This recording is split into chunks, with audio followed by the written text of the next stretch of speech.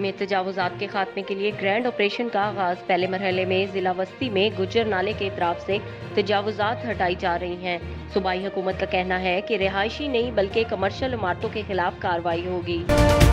Opposition leader Shahbaz शरीफ एक रोज दौरा पर कराची पहुंच गए। बारिश से मुतासरा मलीर का दौरा नाजिमाबाद भी जाएंगे। बिलावल हाउस में साबिक सदर आसिफ अली जरदारी से मुलाकात भी करेंगे।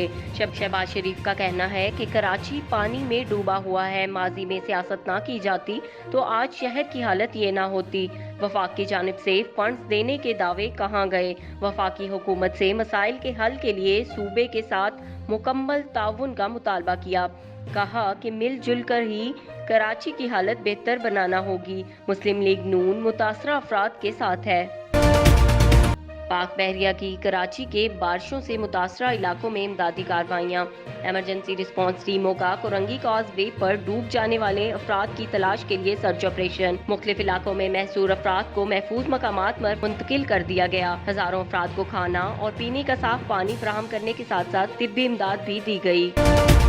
जाली बैंक अकाउंट्स केस के मरकजी मुलजिम अनवर मजीद की तिब्बी बुनियादों पर जमानत मंजूर। सुप्रीम कोर्ट ने अनवर मजीद का नाम ECL में शामिल करने का हुक्म दे दिया।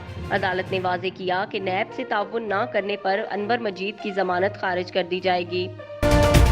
वफाकी कबीना की इक्तसादी कमेटी का इजलास आज मशीर खजाना अब्दुल हफीज शेख की जेर सदारत होगा।